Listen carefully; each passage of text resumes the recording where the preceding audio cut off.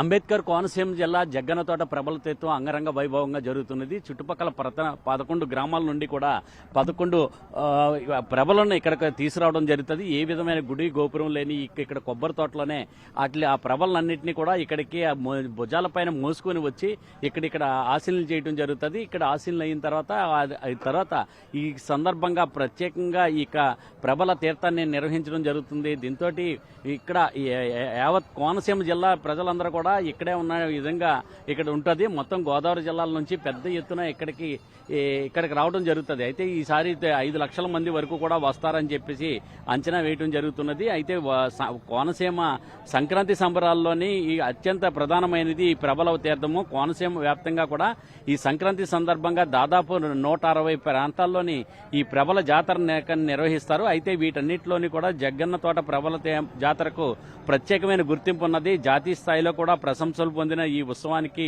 తాజాగా రాష్ట్ర ప్రభుత్వ హోదా కూడా రాష్ట్ర పండుగగా కూడా హోదా కల్పించడం కూడా జరిగింది. అయితే దీంతో చూస్తే సుమారు 450 ఏళ్ల చరిత్ర కలిగిన ఈ జగ్గన్నతోట ప్రభల జాతరను ప్రతి ఏడాది కూడా కనుమ పండుగ రోజున అంబోజీపేట మండలము మొసలపల్లిలోని గ్రామ శివారులో ఉన్న ఈ జగ్గన్నతోట వద్ద ఘనంగా నిర్వహించడం జరుగుతుంది. ఈ సంవత్సరం కూడా ఇదే విధంగా అత్యంత ఘనంగా ఇక్కడ వైభవంగా కూడా ఇక్కడ నిర్వహించడం జరుగుతుంది. అయితే ఇక్కడ చూసినట్లయితే ఇక్కడ ఈ సాంప్రదాయాన్ని చుట్టుపక్కల ఉన్న 11 గ్రామాల ప్రజలు తరతరాలుగా ఇక్కడ కొనసాగించడం జరుగుతున్నది. 17వ శతాబ్దంలోని జగ్గన్న మహారాజుగా ప్రసిద్ధి చెందిన రాజా వాస్తవ్య జగన్నాథ మహారాజు ఏకదశ రుద్రులంతా కూడా ఒక చోట ఆసీనులు కావాలని చెప్పేసి అనే ఆచారానికి శ్రీకారం చుట్టడం జరిగింది. అప్పటి నుంచి కూడా కనుమ పండుగ రోజున ఈ ప్రభల తీర్థాన్ని అనేది ఇక్కడ నిర్వహించడం జరుగుతుంది. ఇక్కడ చూస్తే ఇక్కడ చుట్టుపక్కల 11 గ్రామాల నుంచి కూడా అన్ని ఏకదశ రుద్రులన్నింటినీ కూడా ప్రభలుగా తీర్చిదిద్ది ఆ ప్రభలన్నింటినీ కూడా ఇక్కడ ఈ జగ్గన్న తోటకి ఇక్కడ తీసుకుని వస్తూ జరుగుతుంది.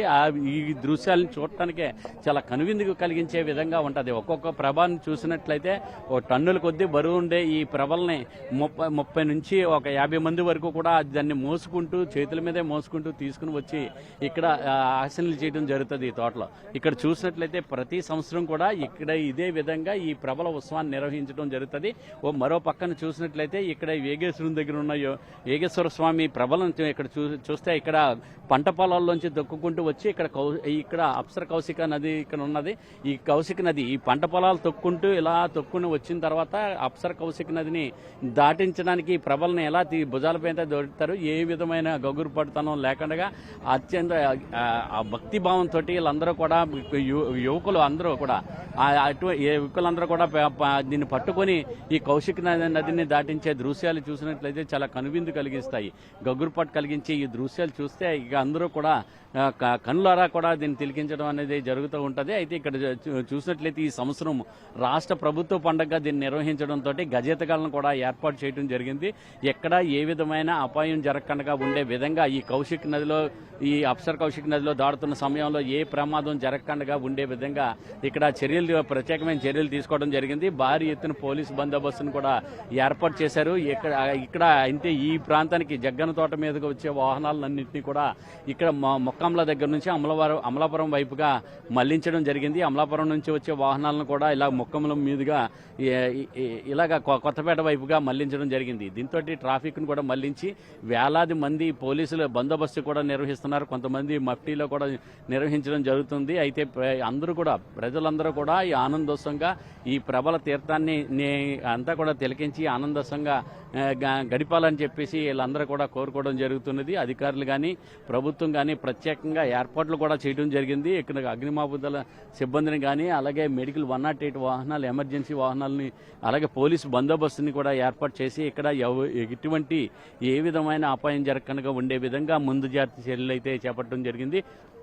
ఇక్కడ చూసినట్లయితే 11 గ్రామాల నుంచి కూడా ఈ ప్రభలు ఇప్పటికే ఇక్కడికి జగ్గన్న తోటకు రావడం జరిగింది. జగ్గన్న తోటలోని వాటిలన్నింటినీ కూడా ఆశీనులు చేయడం జరుగుతుంది. ఇప్పటికే 4 ప్రభల వరకు కూడా రావడం జరిగింది. మొత్తం 11 ప్రభలు ఇక్కడికి రావడం జరుగుతుంది. వీటిల్లోని గంగలకూరు అగ్రహారం నుంచి వీరేశ్వర స్వామి, గంగలకూరు నుంచి ఏమో చెన్నమల్లేశ్వర స్వామి, అలాగే యోగేశ్వరం నుంచేమో యోగేశ్వర స్వామిని, అలాగే ఇసురుమండ నుంచేమో రామేశ్వర స్వామి,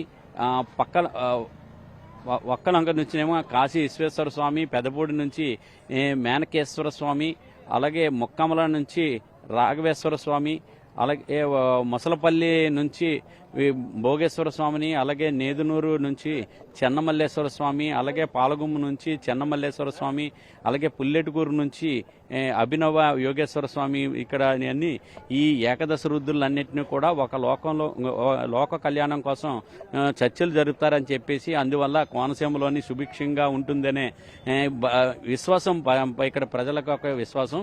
దాంతో ప్రతి సంవత్సరం కూడా దీన్ని ప్రత్యేకంగా తీర్చిదిద్దిన ఈ ప్రభల్ని ఇక్కడికి తీసుకుని వచ్చి ఈ ప్రభల ఉత్సవాన్ని నిర్వహించడం జరుగుతున్నది.